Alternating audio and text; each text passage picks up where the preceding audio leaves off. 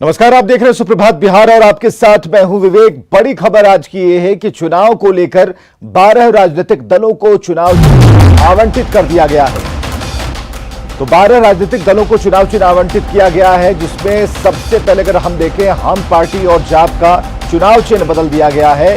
जीतन राम मांझी की जो पार्टी है हम का चुनाव चिन्ह टेलीफोन से बदलकर कड़ाही कर दिया गया है। वहीं पप्पू यादव की जो पार्टी है जाप जन अधिकार पार्टी, इसका चुनाव चिन्ह हॉकी स्टिक और बॉल से बदलकर कैंची कर दिया गया है। पुष्पम प्रिया चौधरी की प्लूरल्स पार्टी को कोई चुनाव चिन्ह आवंटित नहीं किया गया है।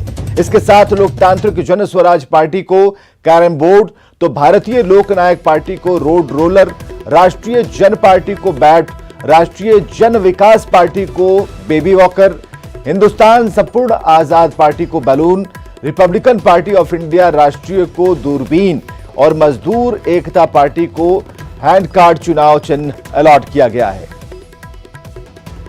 तो 12 राजनीतिक दलों को चुनाव चिन्ह आवंटित किया गया, लेकिन इस बीच एक और जो बड़ी खबर है वो ये कि इसमें कई जो चुनाव चिन्ह है वो बदले गए। खासकर जो हम पार्टी और जाप पार्टी है दोनों के चुनाव चिन्ह बदल दिए गए हैं।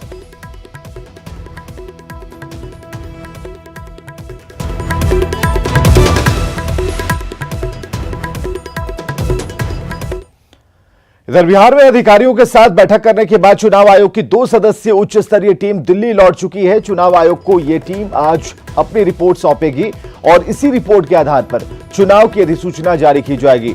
2 दिनों तक पटना, मुजफ्फरपुर, गया और भागलपुर में अधिकारियों के साथ चुनाव आयोग की टीम ने बैठक की। बैठक के बाद चुनाव आयोग की टीम ने तैयारियों को लेकर संतोष जताया। स्वास्थ्य सचिव प्रत्यय अमृत ने भी टीम ने तैयारियों की विस्तार से जानकारी ली।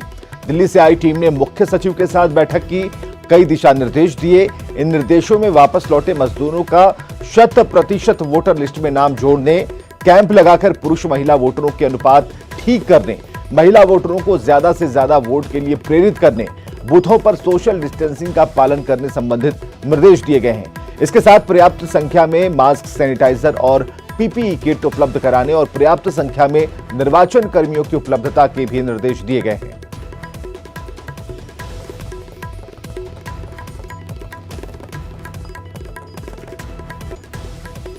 और फोन लाइन पर हमारे साथ हमारे सहयोगी रवि नारायण है। रवि, 2 दिनों के इस यात्रा में चुनाव आयोग की टीम ने क्या देखा, उन्हें क्या रिपोर्ट मिली है, क्या रिस्पांस मिला है, क्या तैयारियां पुख्ता हैं जो ये रिपोर्ट जाकर वो रखेंगे, ये कहते हुए कि चुनाव अब कराए जा सकते हैं, अब तिथियों का ऐलान करने की बारी है?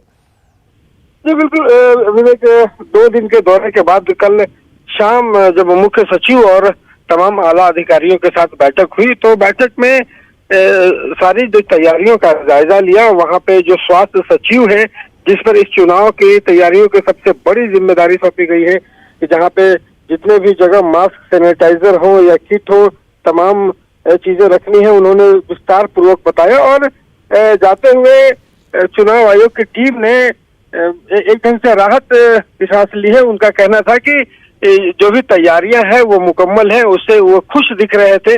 उसके बाद कई दिशा निर्देश उन्होंने दिए। सबसे बड़ा दिशा निर्देश उन्होंने दिया कि कोई भी अगर कोरोना के इस काल में अगर चुनाव को लेकर के बैठक होगी तो उस बैठक में 100 से ज्यादा आदमी शामिल नहीं हो सकते।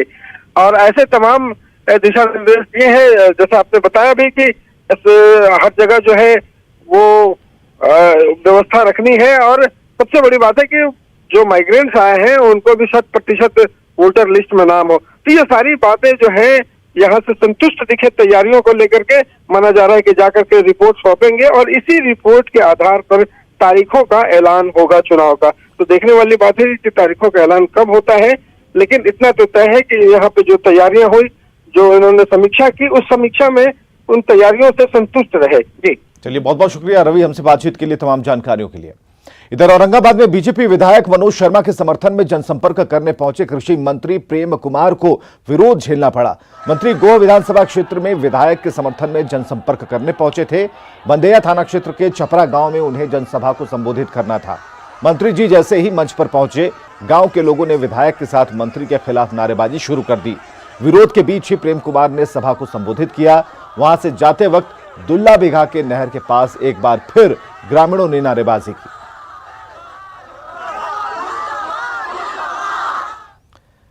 इधर बिहार में दलितों और मुस्लिमों का बड़ा वोट बैंक है। वोट प्रतिशत इतना है कि चुनावी नतीजे को पूरी तरह से बदला जा सकता है। लिहाजा दोनों को रिझाने की कोशिशें शुरू हो गई हैं। जेडीयू ने इसके लिए बड़े नेताओं को टास्क दिया है।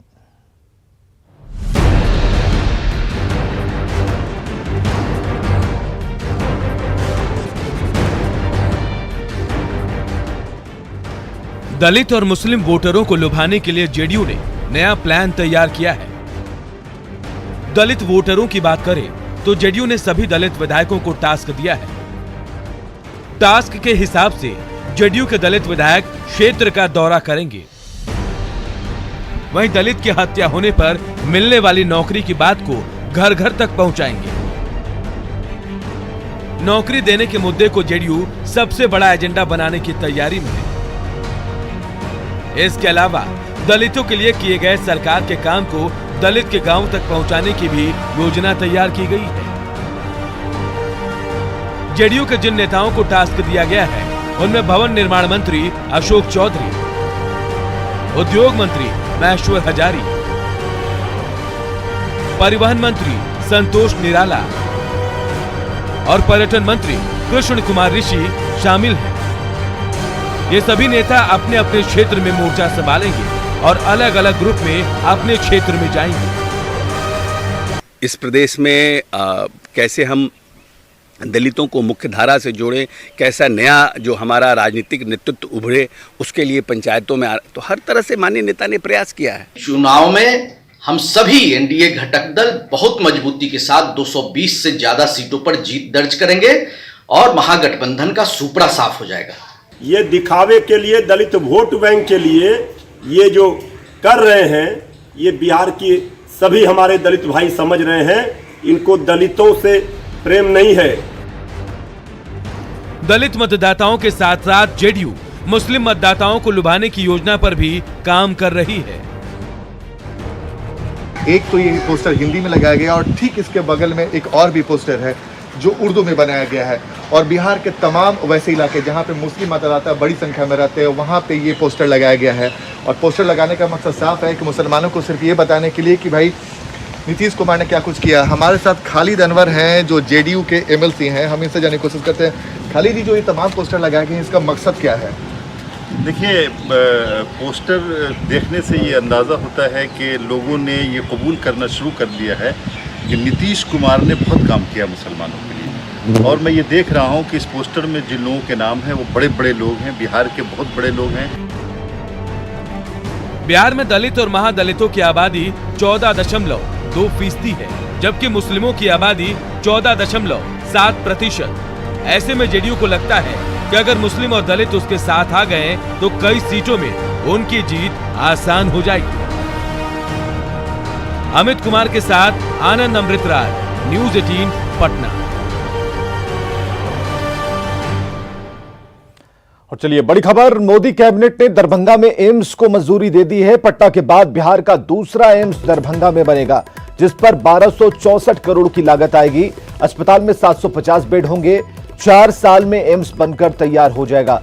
जल्द ही बिहार में चुनाव की तिथि की घोषणा होने वाली है और इससे पहले केंद्रीय कैबिनेट ने इसकी मंजूरी दी है। और यह माना जा रहा है कि बिहार में आदर्श आचार संहिता लगने से पहले एम्स निर्माण की आधारशिला खुद प्रधानमंत्री मोदी रखेंगे। जानकारी के बाद मिथिला के लोगों में खुशी देखी जा रही है। कैबिनेट की बैठक में एम्स दरभंगा की स्वीकृति मिल गई है। आज़ादी के बाद उत्तर बिहार में खासकर मिथिलांचल वासियों के लिए यह एक बहुत बड़ी सौगात है। 1264 करोड़ की लागत से 750 बेड वाले दरभंगा एम्स बनकर तैयार होगा। इस पूरे इलाके में बड़ी संख्या में रोजगार का सृजन भी होगा। उत्तर बिहार सहित नेपाल और पश्चिम बंगाल के सीमावर्ती जिलों के लोगों को बेहतर किफायती आधुनिक चिकित्सकीय सुविधा प्रदान होगी। 18 सितंबर को कोसी महासेतु का उद्घाटन होगा। प्रधानमंत्री नरेंद्र मोदी वीडियो कॉन्फ्रेंसिंग के जरिए इसका उद्घाटन करेंगे, जिसके लिए सुपौल स्टेशन को सजाया जा रहा है। इस पुल के जरिए 2 भागों में बटा मिथिलांचल एक हो जाएगा। 2003 में तत्कालीन प्रधानमंत्री अटल बिहारी वाजपेयी ने इसकी आधारशिला रखी थी। 86 साल बाद एक बार फिर कोसी वासियों का सपना 18 सितंबर को पूरा होने वाला है। 2 भागों में विभक्त मिथिलांचल को जोड़ने की कवायद जब पूरी हो चुकी है तो कोसी रेल महासेतु पर रेल के परिचालन के लिए 18 सितंबर की तारीख तय मानी जा रही है। उस दिन प्रधानमंत्री नरेंद्र मोदी वीडियो कॉन्फ्रेंसिंग के जरिए इस रेल महासेतु पर ट्रेनों के परिचालन का उद्घाटन करेंगे। अभी तो फिलहाल तो वो यहाँ से सुपौल से होते हुए हसनपुर कुपा तक जाएगी, सरायगढ़ होते हुए हसनपुर कुपा। तो ये काफ़ी अहम कार्यक्रम है जो क्योंकि 86 सालों से मिथिलांचल 2 भागों में विभक्त था और प्रधानमंत्री अटल बिहारी वाजपेयी के सपने को आज नरेंद्र मोदी जी पूरा करने जा रहे हैं। अब उस दिन के कार्यक्रम का इंतजार है और लोगों को उम्मीदें भी प्रधानमंत्री से हैं कि उस दिन कुछ नई ट्रेनों की घोषणा भी अगर वो कर दें तो कोसी वासियों के लिए वो सबसे अहम दिन होगा। Amit Jha, news 18 network, Supaul. और बक्सर के बैकुंठपुर गांव में ठोरा नदी पर पुल बनाया जाएगा। स्थानीय लोगों ने बताया है कि पुल नहीं रहने से काफी परेशानी होती है और सालों से लोग पुल का इंतजार कर रहे हैं। आश्वासन तो कई बार मिला लेकिन काम नहीं हुआ। अब एक बार फिर पुल बनने की उम्मीद जगी है। पुरानी मामला बा, 30 वर्ष से पहले लकड़ी के पुल बनत रहे जा, वो हट गल हो कबर के कहाँ कहाँ दो चल गल। कतने विधायक कैलन हे पुल बन, हे पुल लेके भाग गल, केहू सामना भागल, केहू साथ भगल, कहीं कहीं लेके भगल, कहीं चक्कर हंसी भगल, हेने सिकुड़ भगल। यही जब केहू पूछत ना रहा निराला जी आयल बन तो हमनी के पूछले बनी। हम लोगों ने शिलान्यास किया है और ये काम मुझे लगता है कि दशहरा के बाद जो टेंडर का प्रक्रिया है, लास्ट प्रक्रिया है, हालांकि मार्च में ही इसको हम लोगों ने प्रशासनिक स्वीकृति दिला दिया था और टेंडर के प्रक्रिया में कोरोना के चलते रुक गया था और दशहरा के आसपास में ये काम शुरू होगा। इधर जमुई में शहरी इलाकों में रहने वाले भूमिहीनों को सरकारी आवास योजना फेल होती दिख रही है। नगर परिषद की लापरवाही और जिला प्रशासन की अनदेखी से गरीबों का घर बनाने के लिए आया पैसा वापस लौट सकता है। नगर परिषद को इसके लिए रुपए भेज दिए गए हैं लेकिन अधिकारी लापरवाह बने हुए हैं। वर्ग जो है इसका कहीं भी कोई मतलब लेखा जोखा नहीं रहेगा। कोई भी समुदाय और वर्ग धर्म से है उनको जमीन दिया जाएगा। तो उस अनुसार से जब सूची बनने लगा तो हम लोगों ने उनका प्रस्ताव भेजा, उसमें से कुछ लोगों का मकान चयनित भी हो गया है। मकान में लिस्ट पारित हो चुका है बिहार सरकार से, लेकिन जमीन नहीं रहने के कारण इन लोगों का बन नहीं रहा। पैसा नगर परिषद में पड़ा हुआ है, नोटिस पर नोटिस आता है कि इन लोगों को जमीन मुहैया करवाया जाए, बनवाया जाए तो उनको सरेंडर कर दिया जाएगा। और अगली खबर है वैशाली से, जहां के लालगंज में एक युवती के अपहरण के बाद लोगों ने जमकर हंगामा किया है। इस दौरान लोगों ने लालगंज थाने को घेराव किया और लोगों की अगर माने तो अपहरण का आरोपी जो युवती का कथित प्रेमी है उसने अपहरण के बाद अश्लील मैसेज वायरल कर दिया, जिसके बाद लोगों का गुस्सा भड़क गया। बाद में पुलिस आरोपी अभिषेक के गांव पहुंची, उसके परिजनों से पूछताछ की। फिलहाल आरोपी फरार है और पुलिस गिरफ्तारी के लिए छापेमारी कर रही है। है तब वो बाहर भीतर में क्या कहलक न कहलक उससे हमरा का मतलब। पहले भी किसी लड़की को लेके भागा है क्या? भागले कि ना भागले, गांव के तो लड़की के ना भागल, गांव के लड़की के तो कोई के न लेके भागल। बाहर रहे बाहर भीतर में क्या कहले न कहले हमरा तो कुछ पता ना है। माँ बाप का अपना समस्या है, समाज का भी समस्या बनता है कि भाई उसको आज जब दूसरा आदमी गया है वहाँ पूछने के लिए तो उसको भी झटका लोग भी शायद गाली वगैरह हो रहा है। और बड़ी खबर है सीवान से, जहां भूमि विवाद में 2 पक्षों में हिंसक झड़प हो गई है। मारपीट में करीब 10 लोग घायल हुए हैं, जिनमें कुछ महिलाएं शामिल हैं। घटना मैरवा थाना क्षेत्र के बभनौली गांव की है, जहां जमीनी विवाद को लेकर 2 पाटीदारों के बीच जमकर मारपीट हुई। इस दौरान एक पक्ष के लोगों ने दरवाजे पर खड़ी गाड़ी में आग लगा दी। घटना के बाद गांव में तनाव का माहौल है। सभी घायलों को इलाज के लिए मैरवा रेफर किया गया है। फिलहाल पुलिस मामले की छानबीन में जुटी है। और आइए दिखाते हैं एक शानदार वीडियो सुपौल से है, जहां पुलिस के पदाधिकारी फायरिंग करने का रिहर्सल कर रहे हैं।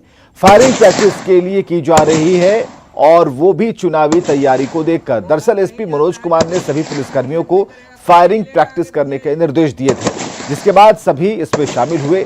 और आपको बताएं कि पुलिस के पदाधिकारियों के हथियार कई मौकों पर नहीं चले, जिससे उनकी काफी किरकिरी भी हो चुकी है। यही देखते हुए एसपी ने यह कदम उठाया है। अब 2 दिन से वीरपुर फायरिंग रेंज में अभ्यास चल रहा है। आने वाले सप्ताह में यह जारी रहेगा।